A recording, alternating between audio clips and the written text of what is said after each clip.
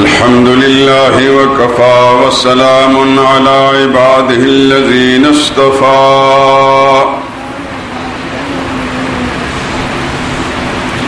خصوصا على سيد الرسل وخاتم الأنبياء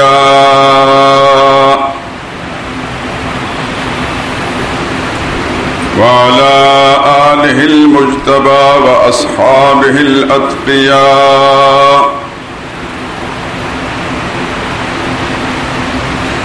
أما بعد فأعوذ بالله من الشيطان الرجيم بسم الله الرحمن الرحيم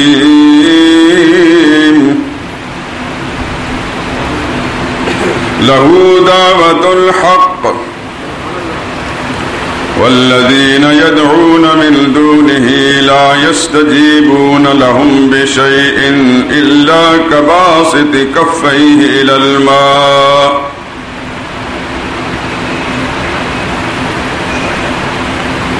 لا يستجيبون لهم بشيء إلا كباسط كفيه إلى الماء ليبلغ فاه وما هو ببالغه وما دعاء الكافرين إلا في ضلال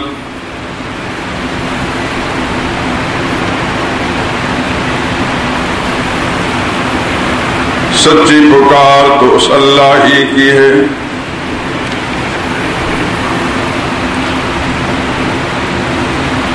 اور جن کو یہ لوگ اس کے سوا پکارتے ہیں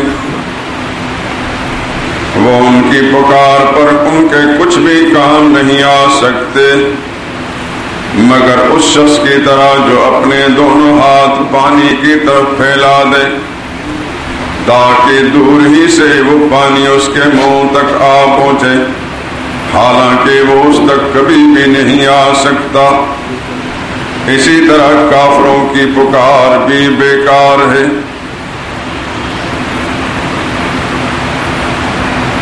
سبحان ربک رب العزت عما یصفون وسلام علی المرسلین والحمد للہ رب العالمین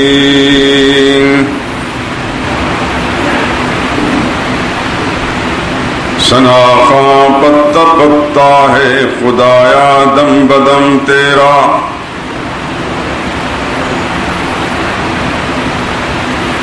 ثنا خواں پتا پتا ہے خدایا دم بدم تیرا زمین و آسمان تیرے یہ سارا جہاں تیرا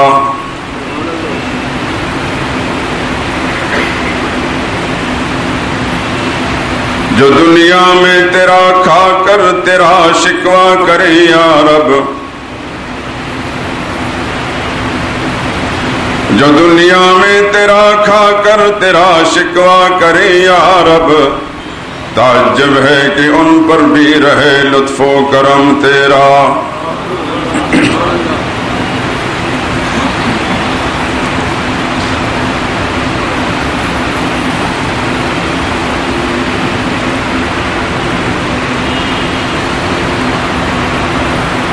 بزرگان محترم برادران عزیز معزز خواتین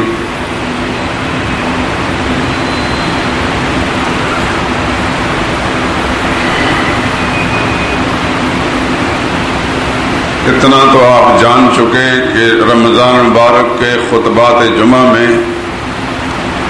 مسجد شہداء میں گزشتہ 4 دہائیوں سے دین اسلام کا اصل الاصول بنیادی مسئلہ جس پر سارے اسلام کی عمارت قائم ہے بیان ہوتا رہتا ہے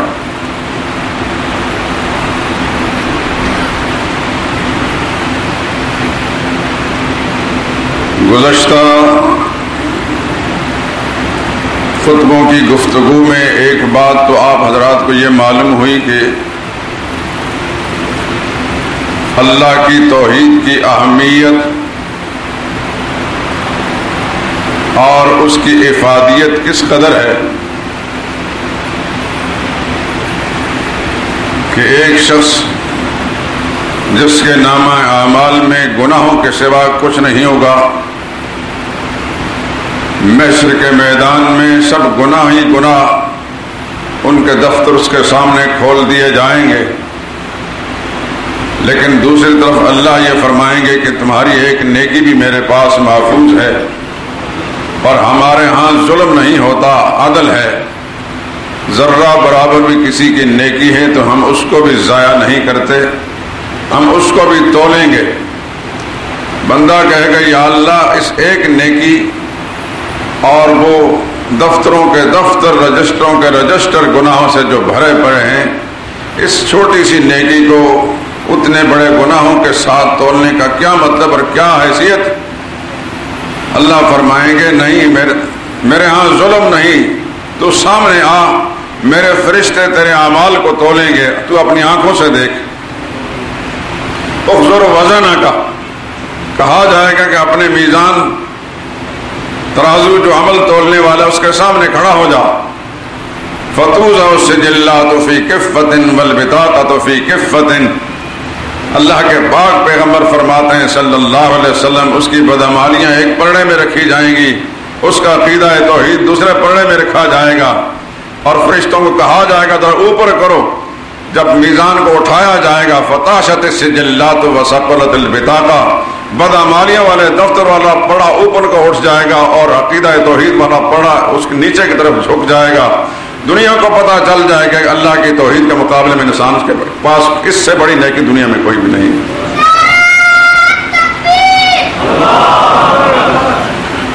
یہ ہے وہ وجہ جس کے لیے میں ہمیشہ آپ حضرات سے یہ گزارش کرتا رہتا ہوں کہ اللہ کے لیے ہر وقت ہر انسان اپنے عقیدے کو ٹٹولے، اس کا جائزہ لیتا رہے، کسی بھی پہلو سے کسی طرف سے بھی، اس کی سوچ میں، اس کی گفتگو میں، اس کے رویے میں، اس کے عمل میں، کہ شرک کا کوئی جرثومہ داخل نہ ہو جائے۔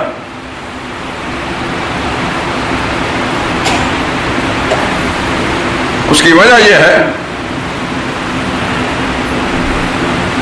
ہمارے جد امجد سیدنا آدم علیہ الصلوۃ والسلام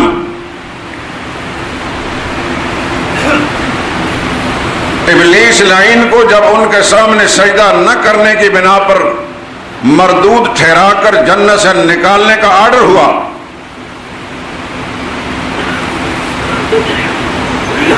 تو ابلیس لعین نے جنت سے نکلتے وقت اللہ کی عظمت اور کبریائی کی قسم کھا کر یہ اعلان کیا تھا، فَبِعِزَّتِكَ لَأُغْوِيَنَّهُمْ أَجْمَعِينَ، اے اللہ تیری عزت اور بڑائی کی قسم کھا کر کہتا ہوں ان سارے انسانوں کو میں گمراہ کروں گا۔ میری زندگی کا مشن ہے اب نسل آدم کو گمراہ کرنا۔ جب تک میں زندہ ہوں ہر وقت ہر انسان کو گمراہ کرنے میں لگا رہوں گا، میری پوری جماعت اور پوری ٹیم اسی کام میں مصروف رہے گی۔ اور یہ بھی آپ جانتے ہیں کہ شیطان نے ایک دعا اور مانگی تھی، جب اس کو کہا گیا کہ اخرج فإنک من الصاغرین، نکل جا یہاں سے، دفع ہو جا، تو ذلیل اور رسوا ہے۔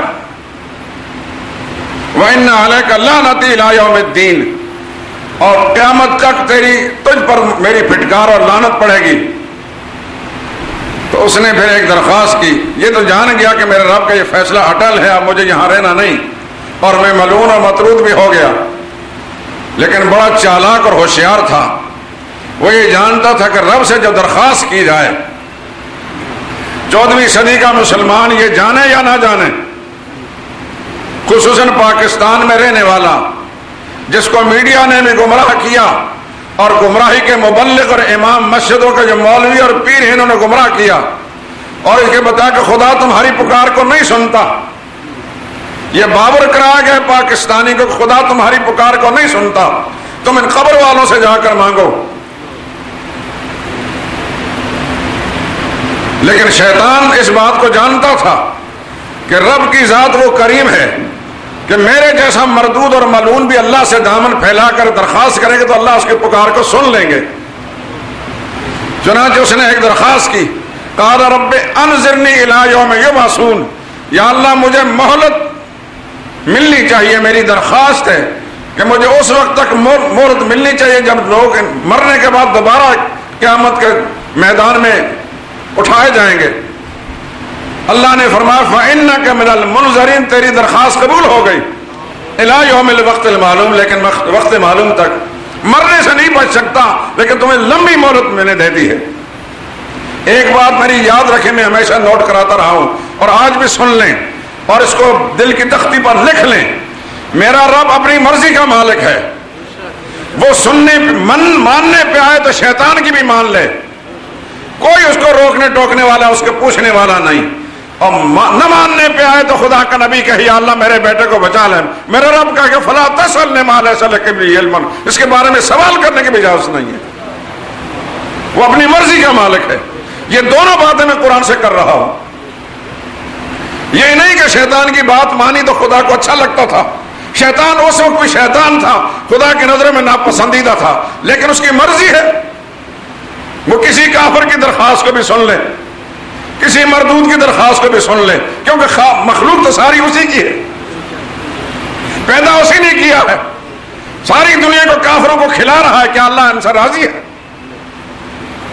کوئی عیش کی زندگی گزار رہے، اللہ ان سے راضی نہیں. لیکن اس کے رحمان اور رحیم ہونے کا تقاضا یہ ہے کہ اس نے عام دسترخوان پھیلایا ہے، کافر بھی بیٹھ کر کھائے گا، مسلمان بھی بیٹھ کر کھائے گا. اس کے رحمت کا تقاضا یہ ہے. ابلیس نے کہا یا اللہ مجھے مہلت ملے، انہوں نے کہا مہلت مل گئی فإنک من المنظرین. جب اس کو مہلت مل گئی تو پھر اس نے قسم کھا کر فبعزتک یا اللہ تیری عزت کی قسم، تیری بڑائی اور کبریائی قسم کھا کر کہتا ہوں لأغوینہم اجمعین، پوری نسل انسانیت کو میں نے قسم کھا لی کہ میں نے گمراہ کر کے چھوڑوں گا.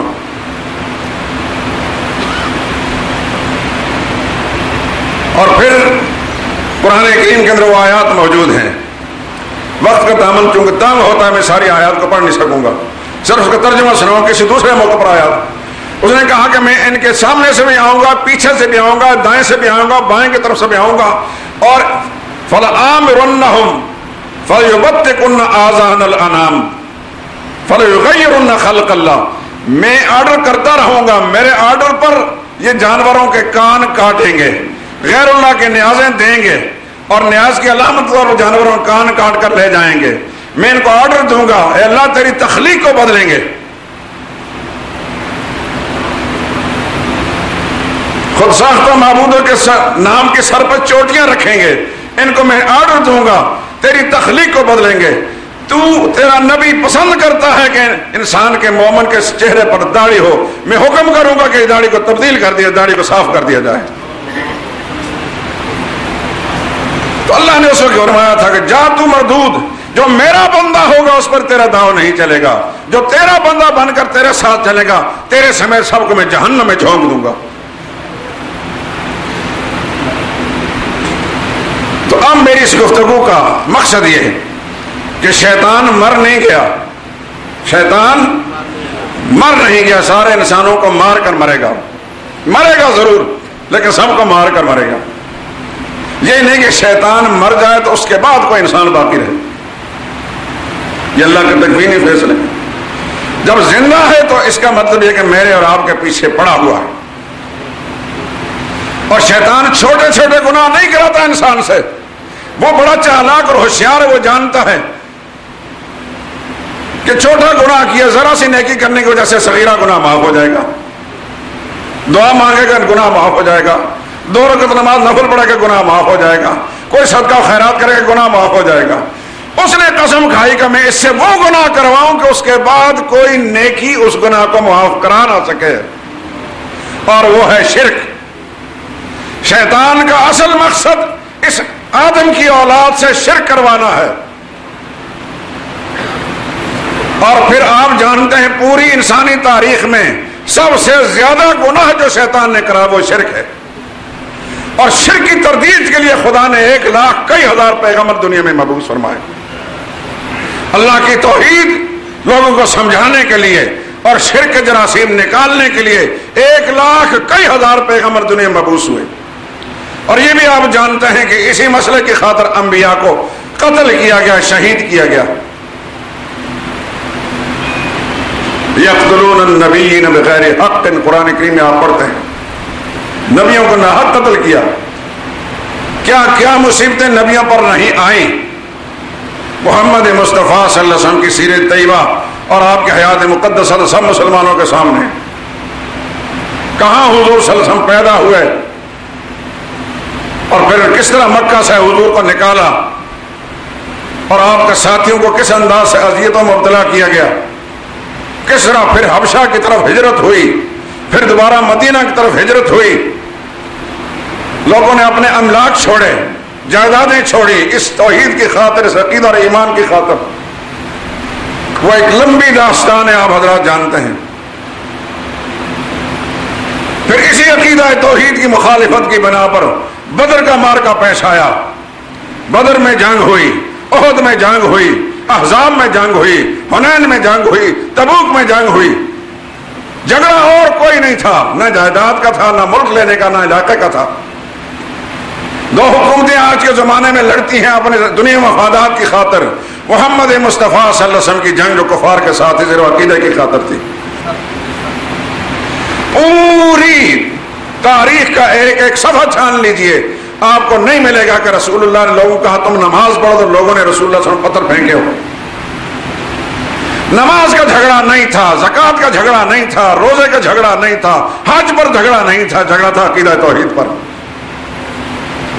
میں ہر زاویے سے آپ کو بات سمجھا رہا ہوں میرے دوستوں. میں رب سے درخواست کرتا ہوں کہ آپ کے دل و دماغ میں اس بات کو پیوست کر دیں.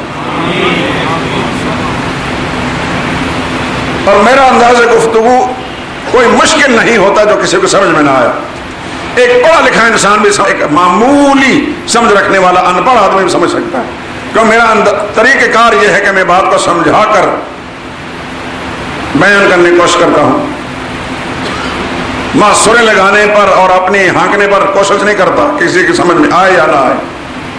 میرا مقصد یہ ہے کہ آپ حضرات کا وقت ضائع نہ ہو. جب یہ بات ہے تو اس کا معنی ہے کہ ہمیں چوکس رہنا ہے، بہت بیدار مغز رہنا ہے کہ ابلیس ہر وقت، ہر آن، ہر زمان اور ہر مکان ہمارے پیچھے غیر ارادی اور غیر شعوری طور پر ہم سے شرک کروانے کی کوشش کرے گا.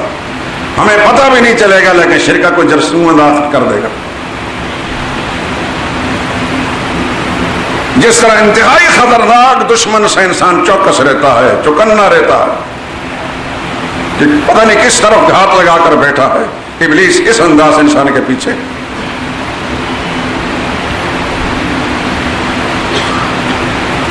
ہمارے بزرگ، ہمارے استاد الاساتذہ آپ کے اس پنجاب کے ضلع میاں والی میں ایک چھوٹا سا گاؤں ہے وہاں بھچرا. وہاں ایک زمیندار گھرانے میں ایک بچہ پیدا ہوا جو آنے والے زمانے میں چل کر بہت بڑا موحد اور ہزاروں علماء کا استاد تفسیر بنا اور استاد حدیث بنا. مولانا حسین علی سب کہو رحمت اللہ تعالی علیہ. ان کے ایک عقیدت مند نے ایک دفعہ مولانا سے یہ پوچھا کہ مولانا ہم آپ کے ساتھ ایک عرصے سے رہ رہے ہیں اور آپ کی بتائی ہوئی باتیں آپ ہمیں سمجھ میں آ گئی ہیں، عقیدے بھی ہمارے ٹھیک ہو گئے، لیکن ایک چیز سمجھ میں نہیں آئی کہ آپ کے پاس جو آتا ہے آپ اس کو اور کوئی مسئلہ نہیں بتاتے سوائے عقیدہ توحید کے اور شرک کی تردید کے. کیا آپ کو اور مسئلے نہیں آتے؟ یہ اس زمیندار نے پوچھا. میاں والی کا زمیندار عقیدت مند تھا اور اتفاق کی بات ہے کہ ایک زمیندار اب سے کئی سال پہلے یہاں ہمارے عشاء کے بعد جو درس ہوا کرتا تھا اس میں آ کر بیٹھا، پگڑی باندھی ہوئی تھی زمینداروں کی طرح، سفید داڑھی والا آدمی. یہاں اپنے ہائی کورٹ میں کسی کیس کے سلسلے میں آیا تھا ایک وکیل کے پاس. تو شام کو جب یہاں نماز ہونے لگی، نماز کے لیے آیا تو اس کے بعد درس میں آ کر بیٹھ گیا. اس نے بھی ایک کہانی سنائی تھی. تو اس نے ہمارے درس کا انداز دیکھا تو کہنے لگا کہ میں پھر مجھے آ کر ملا، کہنے لگا مجھے ایسا لگتا ہے کہ آپ بالواسطہ یا بلا واسطہ کسی طریقے سے مولانا حسین علی صاحب رحمہ اللہ کے شاگرد ہیں. میں نے کہا آپ نے بالکل صحیح سمجھا ہے. میں ان کے شاگردوں کا ادنا شاگرد ہوں. پھر کافی باتیں ہوتی رہی. خیر, مولانا حسین صاحب رحمۃ اللہ تعالی نے فرمایا کہ مجھے سارے مسئلے آتے ہیں, نماز کے بھی, روزے کے بھی, حج کے بھی, زکوٰۃ کے بھی, صدقہ و خیرات کے بھی, طواف کے, اعتکاف کے, قربانی کے اور اخلاقیات کے بھی, عدت کے, وصیت کے, وراثت کے, سارے مسئلے آتے ہیں. لیکن اس مسئلے کو میں کیوں زور دے کر بیان کرتا ہوں, اس کو ایک مثال کے ذریعے سمجھانا چاہتا ہوں. مثال کے ذریعے بات سمجھ میں آ جائے گی. کہنے لگے تمہارا کوئی نہایت ہی پیارا دوست دور دراز سے پیدل سفر کر کے آئے, سخت گرمی کے موسم میں, پسینے سے شرابور ہو, گرد و غبار سے اس کا بدن اور کپڑے اٹے ہوئے ہوں, اور بھوکا بھی ہو اور پیاسا بھی ہو. یہ چار حالتیں اس کی ہوں. پسینہ بھی بہت زیادہ, کپڑے بھی نہایت گندے, اور بھوکا بھی اور پیاسا بھی. آپ کے پاس جب پہنچے, آپ اس کی حالت کو جاننے کے بعد اہتمام کریں کہ اس کو میں غسل کرا کر صاف ستھرے کپڑے پہناؤں. دوسری طرف آپ کے خیال میں یہ ہوگا کہ اس کو میں پہلے ٹھنڈا پانی پلاؤں, کھانا کھلاؤں. اس سوچ بچار میں کہ میں پہلے کون سا کام کروں, پہلے اس کی پیاس بجھانے کا اہتمام کروں یا پہلے اس کو غسل کرا کر اس کی گندگی دور کروں. اسی اثناء میں اچانک ایک زہریلا سانپ آئے اور تمہارے اس محبوب دوست کو ڈس کر چلا جائے, اور وہ توابدار ہے اس تکلیف کی شدت کی بنا پر. تم بتا کہ اس اپنے دوست کو سب سے پہلے غسل کراؤ گے یا کھانا کھلاؤ گے یا پانی پلاؤ گے, کیا کرو گے جو توپ رہا ہے؟ تو کہنے لگا حضرت بات سمجھ میں صاف آ رہی ہے, سب سے پہلے تو اس کے زہر کو اتارنے کی, اس کی زندگی بچانے کی فکر کروں گا. بچ گیا تو پھر کپڑے بھی پہننا اس کے لیے مفید ہو گیا اور کھانا کھانا بھی. یہ مر گیا تو پھر اس کو میں کفن نہیں پہنا سکتا ہوں. تو جب اس نے یہ بات اقرار کی تو مولانا حسین سے فرمایا کہ کیا تم نے مجھے اس قوم کا, مسلمان پاکستانی قوم کا دشمن سمجھ رکھا؟ میں دیکھ رہا ہوں کہ شرک کے ناگ نے اس پاکستانی قوم کو ڈس لیا ہے. اور زہر لمحہ لمحہ زیادہ ہو رہا ہے, چل رہا ہے. میں دوسرے مسائل کی طرف توجہ دینا شروع, وہاں ہزاروں علماء اور اس مسئلے کو بیان کرتے ہیں. میں اس مسئلے کو چونکہ سمجھ چکا ہوں, اس کی اہمیت سے واقف ہے, اس لیے کوئی وقت ضائع کیے بغیر سب سے زیادہ میں اس مسئلے پر زور دیتا ہوں کہ اس قوم کا عقیدہ توحید سمجھ میں آ جائے. تو بات یہی ہے میرے دوستو, الحمدللہ اس منبر سے گزشتہ 35-36 سال 37 سال دین کا ہر مسئلہ بیان ہوا ہے. جہاں تک مجھے یاد پڑتا ہے اور میرے ذہن کام کرتا ہے, ہر مسئلہ بیان ہوا ہے. لیکن میں ترجیح اس مسئلے کو اس لیے دیتا ہوں کہ شرک کے ناگ نے پاکستانی قوم کو, مسلمانوں کو ڈس لیا ہے, اور پھر انسانی شکل میں ابلیس کے چیلے, انسان کے روپ میں مذہبی بہروپیوں کے روپ کے اندر ابلیس کے چیلے دن رات شرک داخل کر رہے ہیں. تو پھر ہم اگر خاموش تماشائی بن جائیں تو ہم سے بڑا مجرم خدا کی زمین پر کوئی بھی نہیں.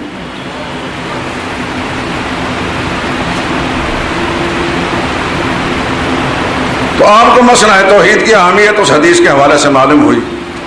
یہ بھی معلوم ہو گیا کہ شرک کتنا بڑا گناہ ہے کہ مکہ والے بیت اللہ کی تعمیر کرے تو اللہ صاف اعلان کر دے اولئک حبطت اعمالهم فی النار هم خالدون, تمہاری ساری نیکی میں نے ضائع کر دی ہے, تم ہمیشہ آگ میں جلتے رہو گے.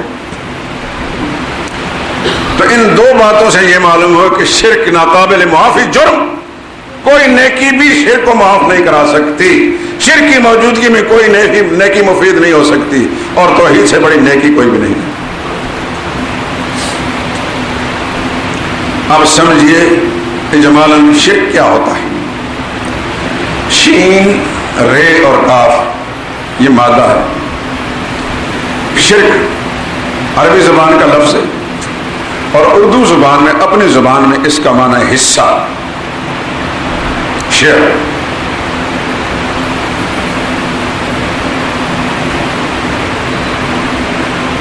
جو آدمی شرک کرتا ہے یعنی اللہ تعالیٰ کی خصوصیات میں کسی اور کو حصہ دار بناتا ہے. دو آدمی کسی کاروبار میں شریک ہوں تو کیا کہتے ہیں کہ دونوں حصہ دار ہیں. ایک پراپرٹی جائیداد کے اندر دو آدمی شریک ہیں تو کہتے ہیں کہ یہ دونوں حصہ دار ہیں. تو شرک کہتے ہیں حصے کو، اور مشرک اسے کہتے ہیں جس نے اللہ تعالیٰ کی کسی خصوصیت میں اللہ کی کسی مخلوق کو حصہ دار بنا لیا۔ یہ آسان لفظ ہے۔ اللہ کی خصوصیت کیا ہے؟ توجہ کریں، وقت بڑا تھوڑا ہے، آگے ایک جمعہ ہے اور اگلا جمعہ محتمل ہے، اور زندگی کا تو خیر کوئی اعتبار بھی نہیں، یہ جمعہ میں پورا ہوگا کہ نہیں۔ بس دنیا امیدوں پر قائم ہے۔ اللہ کی خصوصیت سب سے پہلے تو اللہ کی ذات۔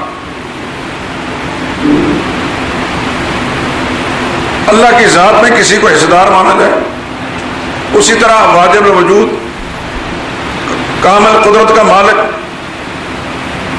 کسی اور کو سمجھ جائے، یہ اللہ کی ذات میں شریک ہوا۔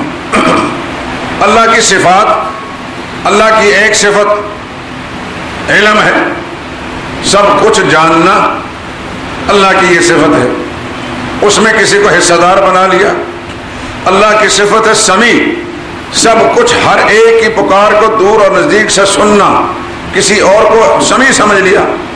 اللہ کی صفت ہے بصیر، ہر چیز کو ہر آن ہر زمان دور و نزدیک سے دیکھنا، اس صفت میں کسی کو شریک سمجھ لیا جائے۔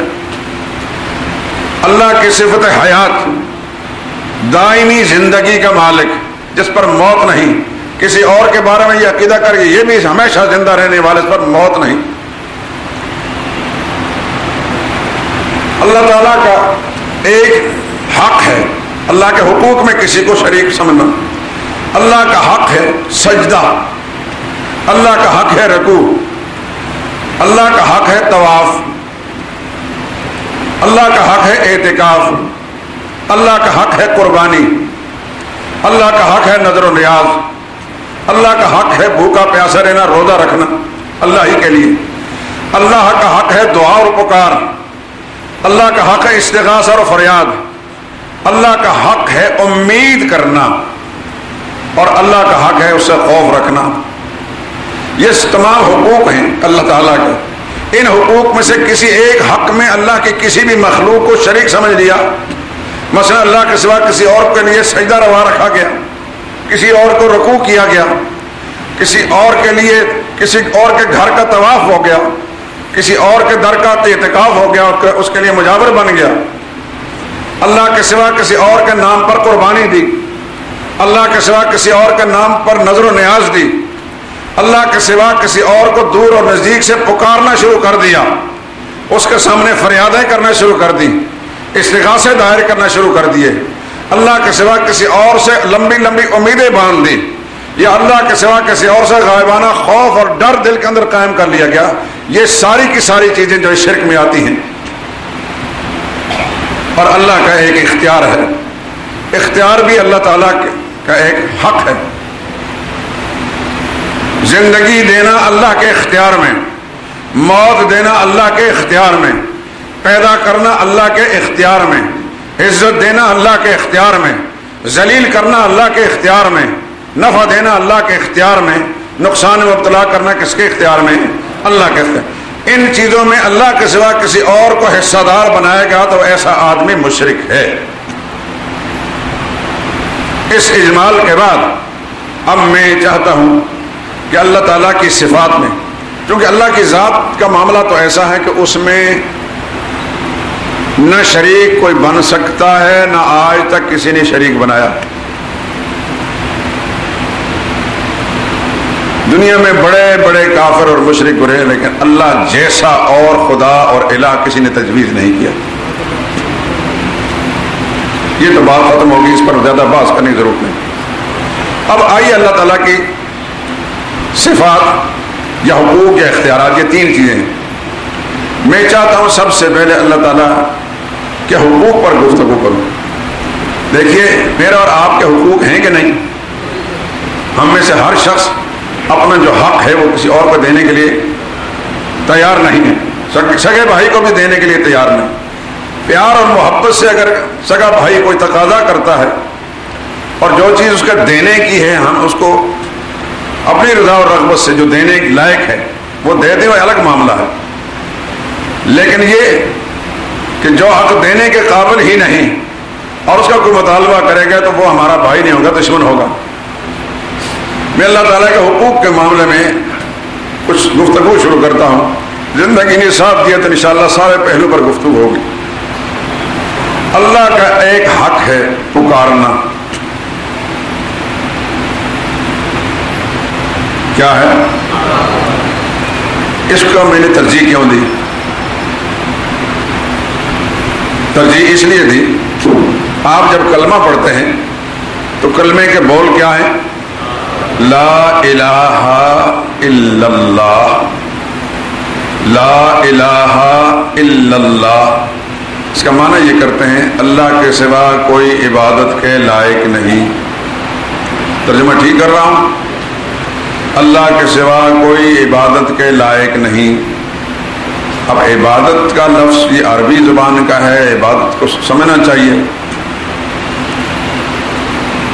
تو ہم نے جب محمد مصطفیٰ صلی اللہ علیہ وسلم سے پوچھا کہ یا رسول اللہ آپ بتائیں کہ عبادت کا معنی کیا ہے، رسول اللہ صلی اللہ علیہ وسلم نے فرمایا الدعاء مخ العبادہ، دعا جو ہے، پکار جو ہے، یہ عبادت کا مغز اور نچوڑ ہے۔ پھر فرمایا الدعاء هو العبادہ، دعا ہی اصل عبادت ہے۔ جب تم کہتے اللہ کے سوا کوئی اور عبادت کے لائق نہیں تو اس کے ضمن میں یوں کہتے ہو، تم اقرار کرتا اللہ کے سوا کوئی پکار کے لائق نہیں، اللہ کے سوا کوئی پکار کے لائق نہیں۔ یعنی ہم جب کسی مجبوری میں مبتلا ہو جائیں تو اپنی مجبوری کو حل کرنے کے لیے کسی کو پکاریں تو اس کے لائق پھر کون ہے؟ صرف اللہ ہی کی ذات ہے۔ دور اور نزدیک سے ہر ایک کی فریاد اور پکار کو سننے والی ذات صرف اللہ ہی کی ہے، کیونکہ دور سے بھی پکار وہی سنتا ہے اور نزدیک سے بھی وہی سنتا ہے۔ ایک دفعہ صحابہ نے پوچھا یا رسول اللہ اقریب ربنا فننادی ہے ہم بعید فننادی ہے، ہمارا رب قریب ہے تو ہم سرگوشیوں سے اس کے ساتھ بات کریں، اگر دور ہے تو چلا چلا کر پکار پکار کر اس کے ساتھ بات کریں۔ تو اللہ نے وحی نازل فرما دی قرآن کریم دوسرے پارے کے اندر، وَإِذَا سَأَلَكَ عِبَادِي عَنِّي فَإِنِّي قَرِيبٌ، میرے پیغمبر میرے بندے آپ سے آ کر یہ مسئلہ پوچھیں گے کہ ہمارا رب دور ہے یا نزدیک ہے، آپ سے سوال پوچھیں گے کہ رب دور ہے یا نزدیک ہے، ان کو جواب میں کہہ دو فَإِنِّي قریب، میں بہت قریب ہوں۔ یا اللہ کتنا قریب ہے؟ اللہ فرماتے ہیں نحن اقرب الیہ من حبل الورید، میرے بندے تیری شاہ رگ تیرا اتنی قریب نہیں جتنا میں قریب ہوں۔ اجیب دعوت الداعی، لہذا مجھے دور سمجھ کر چلانے کی ضرورت نہیں، میں پکارنے والے کی پکار کو میں فوراً سن لیتا ہوں اور قبول بھی کرتا ہوں، اذا دعانی، جب بھی مجھے پکارے گا۔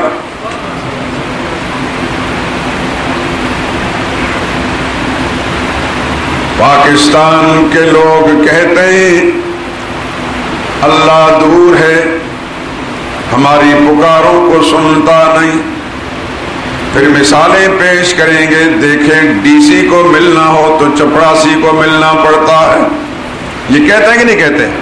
یہ ایسے بدبخت بد نصیب ازلی بدبخت مسجدوں میں بیٹھ کر یہ بکواس کریں گے، اللہ کی بغاوت مسجد میں، اور لوگ سر دھنتے ہیں۔ ڈی سی کو ملنا ہو تو چپڑاسی کو ملنا پڑتا ہے، بد نصیب عقل ماری گئی اس انسان کی، ڈی سی کو ملنے کے لیے چپڑاسی کی اس لیے ضرورت ہوتی ہے کہ ڈی سی کو پتہ نہیں کون مجھے ملنے آیا ہے، لیکن کیا اللہ کو بھی پتہ نہیں کہ کون مجھے پکار رہا ہے؟ کہتے ہیں چھت پر چڑھنے کے لیے سیڑھی کی ضرورت ہوتی ہے، سیڑھی پہلے اس پر سیڑھی لگاتے ہیں، اس کے بعد چھت پر پہنچتے ہیں۔ چھت اوپر ہے، تو نیچے ہے، لہذا سیڑھی لگانے کی ضرورت ہے۔ رب تو اعلان کرتا ہے نحن اقرب الیہ من حبل الورید، میں تو تیرے اتنے نزدیک ہوں کہ تیری رگے جان بھی اتنی نزدیک نہیں۔ اس لیے اللہ کو پتا تھا کہ کیا قرب قیامت میں ایسے بدبخت بھی پیدا ہوں گے، ایسی بھونڈی مثالیں اللہ کی ذات کے بارے میں پیش کریں گے لوگوں کو گمراہ کرنے کے لیے۔ اللہ نے فرمایا فلا تضربوا للہ الامثال، لوگوں ایسی بے تکی مثالیں اللہ پر چسپاں نہ کیا کرو، میں تمہاری رگی جان سے بھی زیادہ قریب ہوں۔ اس لیے یہ آیت جو میں نے سورہ رات کی پڑھی، لہو دعوت الحق، سچی پکار تو اللہ ہی کی ہے، سچ پکارنا تو اللہ ہی کی ہے، اللہ ہی کا حق ہے۔ والذین یدعون من دونہ، جو اس کے دروازے کو چھوڑ کر اس سے منہ موڑ کر دوسرے دروازوں پر جاتے ہیں اور غیروں کو پکارتے ہیں، اللہ فرماتے ہیں لا یستجیبون لہم بشیء، وہ ان کے کچھ بھی کام نہیں آ سکتے الا کباسط کفیہ الی الماء، اس بد نصیب کے اس پکارنے کی مثال ایسی ہے جیسے کوئی آدمی کنویں کے منڈیر پر کھڑے ہو کر نیچے پانی کو جھانک کر آواز دے اے پانی آ میری پیاس بجھا۔ قیامت تک پکار پکار کر مر جائے گا، اس کے پکارنے پر وہ پانی جس طرح اوپر آ کر اس کی پیاس نہیں بجھا سکتا، اس طرح اللہ کے سوا کوئی اور اس کو پکارا جائے تو وہ کسی کی پکار پر اس کی فریاد کو پہنچ نہیں سکتا، اس کی فریاد رسی نہیں کر سکتا۔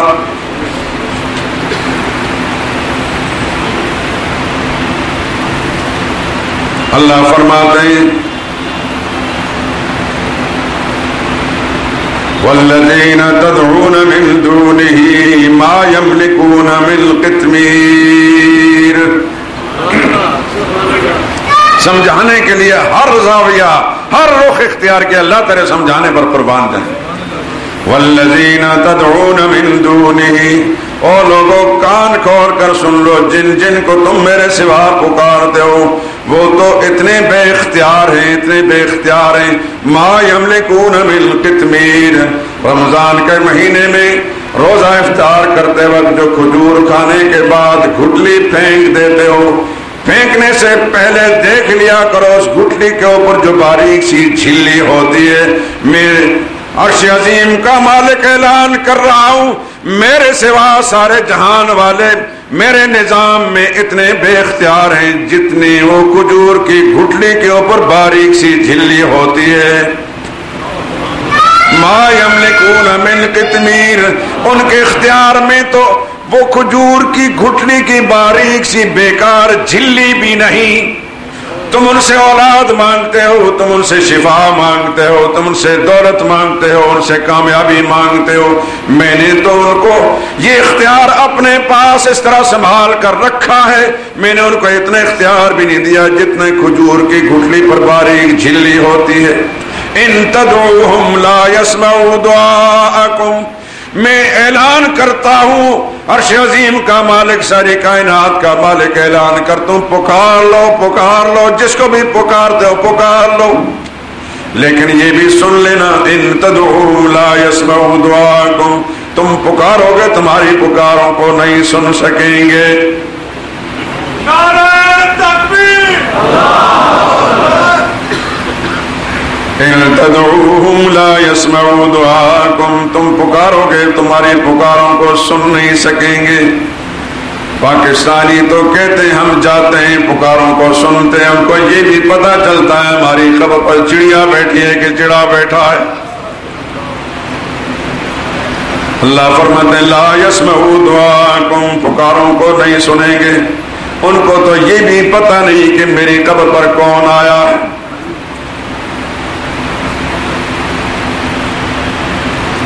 اب ایک آیت سورہ یونس کی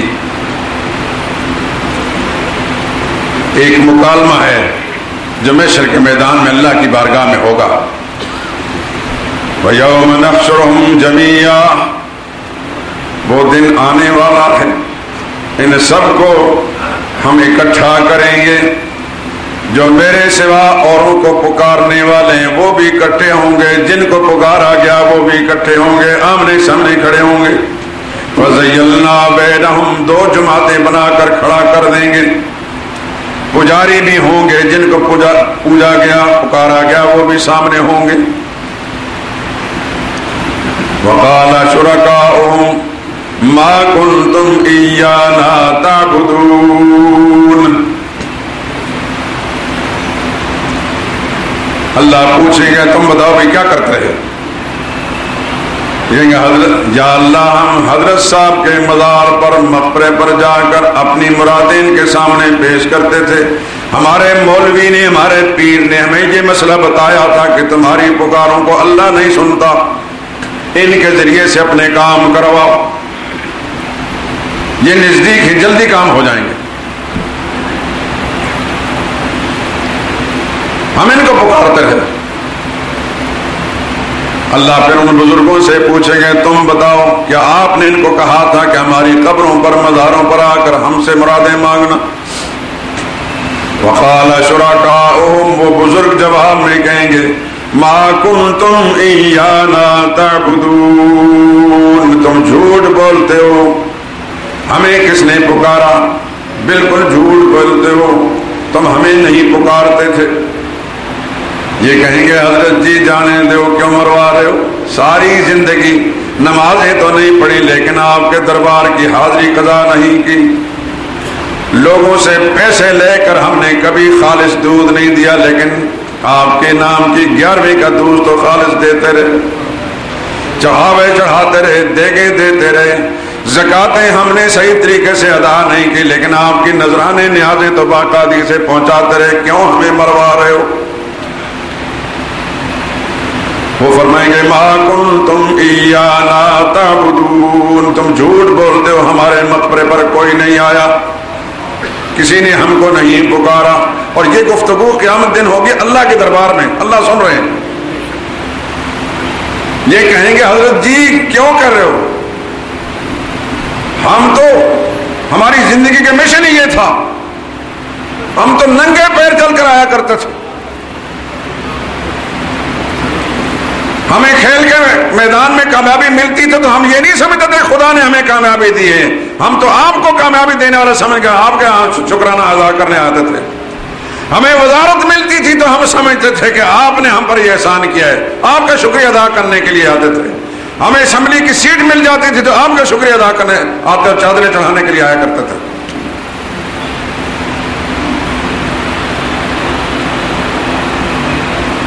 وہ کہیں گے تم جھوٹ بولتے ہو،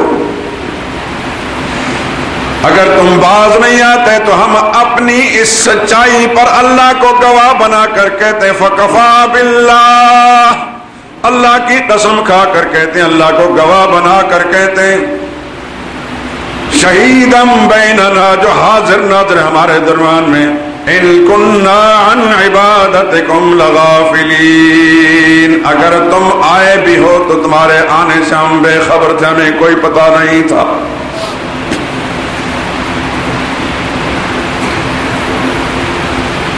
یہ چڑیا جو ہے پہچانی جاتی ہے، مذکر مؤنث کا پتہ چلا لیتے ہیں، قرآن کچھ اور کہہ رہا ہے، یہ گھنٹو مذہب خود ساختہ شریعت جو کچھ اور کہہ رہی ہے۔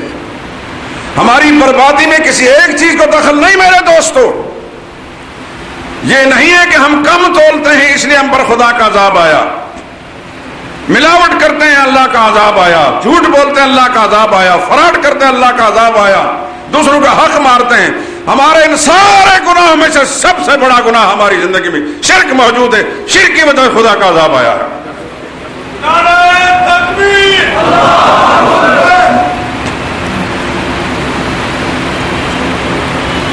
ہماری قوم کی اکثریت ہر پل خدا کے غضب کو للکارتی ہے، اور تو اور مسجدیں جو اللہ کا گھر ہیں، جس کے بارے میں قرآن میں اعلان ہے ان المساجد للہ، مسجدیں اللہ کا گھر ہے، فلا تدعوا مع اللہ احدا، مسجدوں میں کوئی شرک کی بات نہیں ہونی چاہیے، مسجدوں کے اندر بھی شرک کی تعلیم ہوتی ہے، یہ خدا کے غضب کو للکارنے والی بات نہیں تو اور کیا؟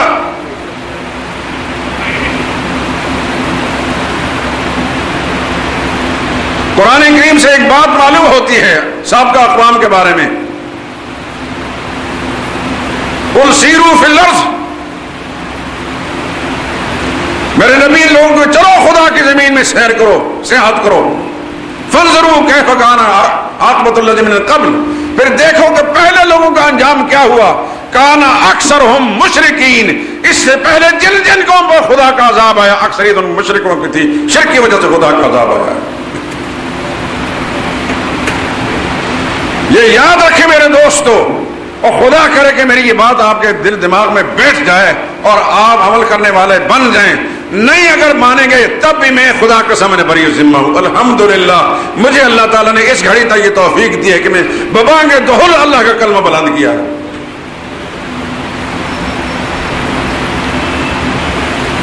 سن لیں اچھی طرح، اپنی زندگی میں شرک کو داخل ہونے نہ دیں۔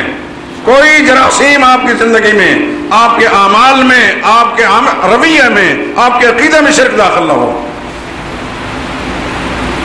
آپ کا وجود اللہ کا پیدا کیا ہوا ہے، جس زمین پر چل رہے ہیں وہ اللہ کی ہے، جس کا رزق کھا رہے ہیں وہ اللہ کا ہے، جس کا پانی پی رہے ہیں وہ اللہ کا ہے، جس کی ہوا استعمال کریں وہ اللہ کی ہے، جس کی صحت استعمال کریں وہ اللہ کی ہے۔ سب کچھ اللہ کا ہے۔ جو آپ کے ہاتھ میں مال ہے وہ اللہ کا دیا ہوا ہے، آپ کے پاس اولاد ہے وہ اللہ کی دی ہوئی ہے۔ تو پھر جب سب کچھ اللہ کا ہے تو پھر احسان بھی اللہ کا مانو، شکر گزار بھی اسی کے رہو، منتیں بھی اسی کی مانو، نذرانے بھی اسی کے دو، نیازیں بھی اسی کے دو۔ جس طرح زکوٰۃ کے نام پر اپنے مال کی نظر خدا کے نام پر دیتے ہو، زکوٰۃ کے علاوہ نفلی صدقات بھی اور نظر و نیاز بھی اللہ کے نام کی دو۔ شیطان تو یہ کہتا ہے کہ زکوٰۃ دیتے وقت اللہ کا نام لے لو، باقی نظر و نیاز اور دیگیں اور چڑھاوے جو ہیں یہ غیروں کا نام دے، تاکہ مسلمان بھی کہلاتا رہے لیکن مسلمان نہ رہو۔ شیطان کا اصل مقصد یہ ہے کہ مسلمان نام کے رہیں لیکن حقیقی مسلمان نہ رہیں۔ جیسا موجودہ دنیا کا سب سے بڑا شیطان، انسانی دنیا کا سب سے بڑا شیطان امریکہ، وہ پاکستان کے مقابر اور مزارات کو آباد کرنے کے لیے باقاعدہ ایڈ دے رہا ہے۔ امریکی لوگ آ کر امریکہ کے یہودی اور عیسائی مزاروں پر چادریں چڑھا رہے ہیں، تھپکیاں دے رہے ہیں کہ اور فروغ دو اس کام کو، ہم تمہیں فنڈ دیں گے، ہم ایڈ دیں گے تمہیں۔ کیا اسلام کی ہمدردی کی بنا پر؟ نہیں، یہ چاہتے ہیں کہ یہ قوم اس کام میں لگی ہے، اس کاروبار کو اتنا فروغ ملے، اتنا فروغ ملے کہ یہاں کوئی ایک آدمی بھی راسخ العقیدہ وہ محمد رسول اللہ صلی اللہ علیہ وسلم کی لا شریعت کا ماننے والا نہ ہو، سارے کے سارے قبر پرست۔ آپ میڈیا کے ذریعے سے اخبارات پڑھتے ہیں، کبھی انہوں نے مسجدیں بنانے کے لیے اور کتاب اللہ اور سنت رسول اللہ کی تعلیم دینے کے لیے بھی کوئی ایڈ دی ہے؟ وہ تو اپنے شاگردوں اور اپنے چیلوں کے ذریعے سے مسجدوں پر اور مدرسوں کو بمباری کرا کے ان کو تو اینٹ شین بجا رہے ہیں۔ امریکہ کے ہواری، پاکستان کا حکمران، امریکہ کی جنگ پاکستان کے اندر لڑ رہے ہیں اور مدارس کو اجاڑ رہے ہیں، مساجد کو اجاڑ رہے ہیں، راسخ العقیدہ مسلمانوں کو تباہ و برباد کر رہے ہیں۔ ایک طرف مقابر، مزارات ان کو ایڈ دی جا رہی ہے اور مسجدوں کو ویران کیا جا رہا ہے۔ وہ یہ جانتے ہیں کہ مسجد موجود رہے گی، مدرسہ موجود، مسلمان میں حریت فکر پیدا ہوگی، غیرت ایمانی پیدا ہوگی، اپنے سچے دین اور اسلام سے وابستگی پیدا ہوگی۔ جب وابستگی پیدا ہوگی تو ہمارے مقاصد جو ہے ان پہ یہ چلنے نہیں دیں گے۔ لیکن جو قبروں کے پجاری ہوں گے ان میں غیرت ایمانی نہیں ہوگی، ان میں دین اسلام کی روح نہیں ہوگی، وہ صرف نام کے مسلمان ہوں گے۔ ایسے لوگوں کی موجودگی میں اپنے سارے مقاصد پورے کیے جا سکتے ہیں۔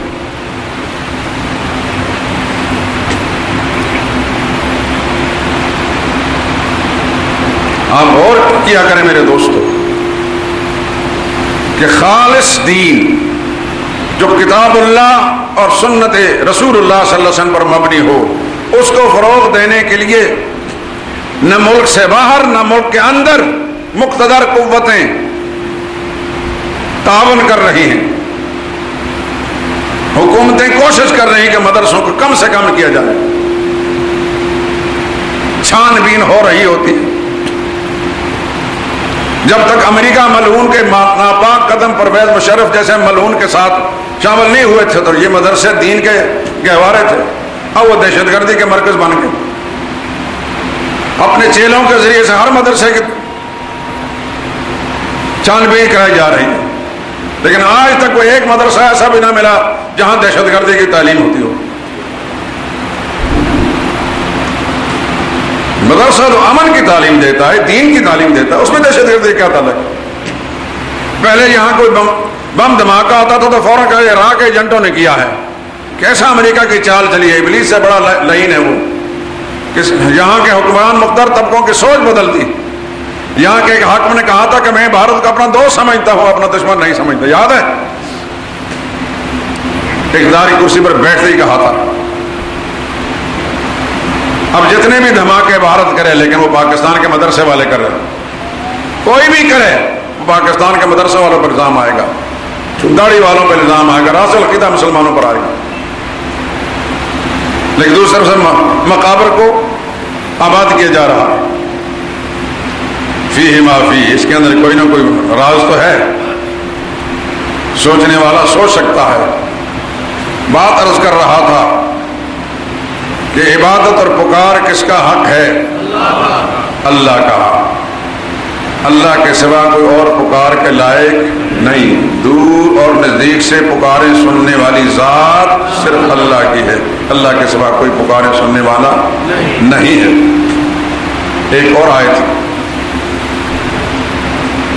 17واں پارہ سورہ حج کے آخری رکوع میں, یا ایھا الناس, دنیا بھر کے لوگوں کان کھول کر سن لو. الناس ہے نا, انسانوں, روح زمین پر بسنے والے انسانوں, غور سے سنو. ضرب مثل, تمہارے سمجھانے کے لیے ایک مثال بیان کرتا ہوں. فاستمعوا لها, غور سے سننا, کان لگا کر سننا, توجہ سے سننا. اللہ کے سمجھانے پر قربان. اب کان متوجہ ہو گئے. یا اللہ آپ کیا مثال بیان کرنا چاہتے ہیں؟ فرمایا سنو. ان الذین تدعون من دون اللہ لن یخلقوا ذبابا ولو اجتمعوا لہ, جن کو تم اللہ کے سوا اپنا مشکل کشا سمجھ کر یا حاجت روا سمجھ کر, مرادیں پوری کرنے والا سمجھ کر, یا اولاد دینے والا سمجھ کر, بیماری میں شفا دینے والا سمجھ کر پکارتے ہو, سن لو کان کھول کر. وہ اتنے بے اختیار ہیں کہ ایک مکھی بھی پیدا نہیں کر سکتے.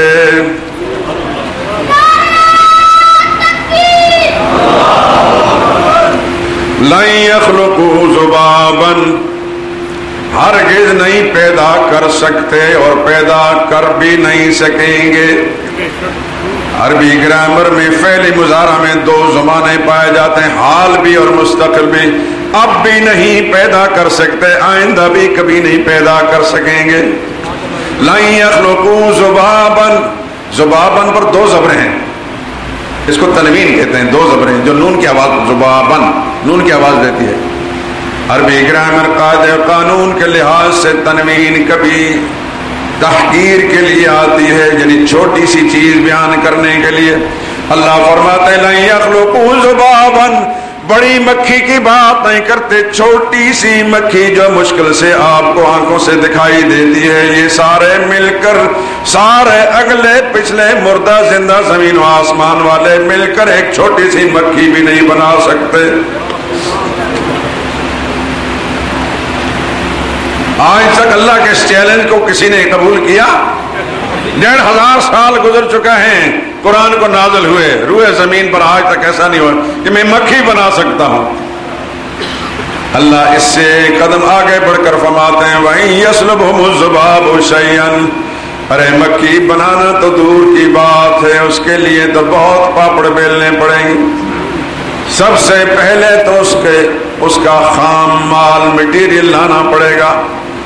کہاں پڑا ہے، اس کا سارا بدن وجود کہاں سے کس چیز سے بنایا جائے گا، اس کے پر بنائے جائیں گے، اس کا سر بنایا جائے گا، اس کے پیر بنائے جائیں گے، وہ کون سی مشینری اور قالب ہے جس میں ڈال کر باریک باریک پیر اور پر بنائے جائیں گے، پھر اس کے وجود میں آنکھیں بھی رکھی جائیں گی جو مشکل سے دکھائی دیتی ہیں، اس کے اندر تیزی سے بھاگنے اور اڑنے کی صلاحیت بھی رکھنی پڑے گی، بڑے مشکل کام ہے۔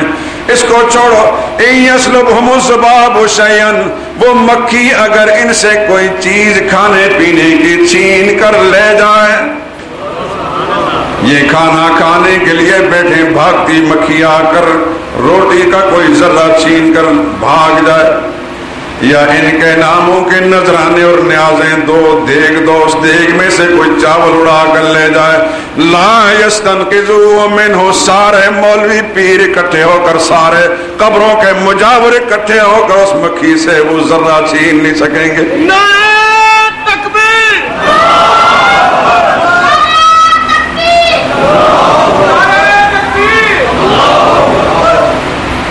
اللہ سے دعا کریں اللہ یہ بات سمجھنے کی توفیق نصیب کرے۔ کیا خوبصورت انداز ہے قرآن، سارے مل کر مکھی نہیں بنا سکتے، بنانا دور کی بات ہے، مکھی کوئی چیز چھین کر لے جائے سب مل کر اسے چھڑا بھی نہیں سکیں گے۔ نتیجہ کیا نکلا؟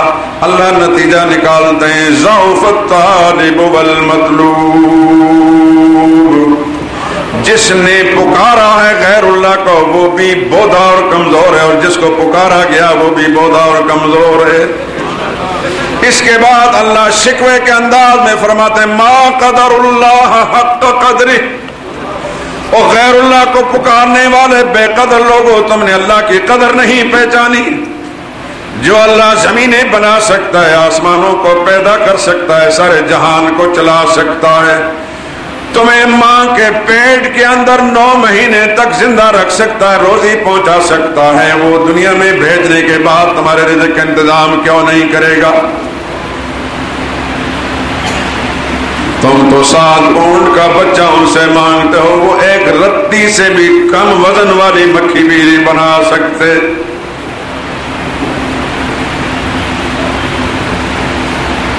اللہ اکبر، سبحان اللہ، کیا انداز ہے۔ اب خلاصہ کلام کیا نکلا؟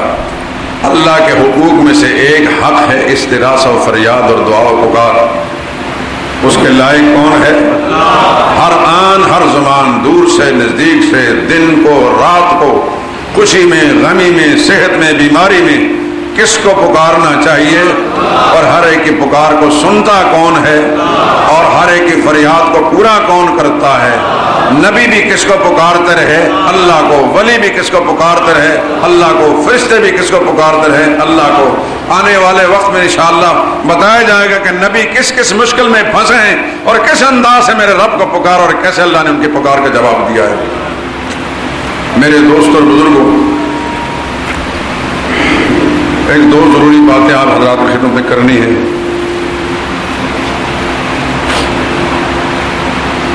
ابھی آپ اس گفتگو کے اندر سن چکے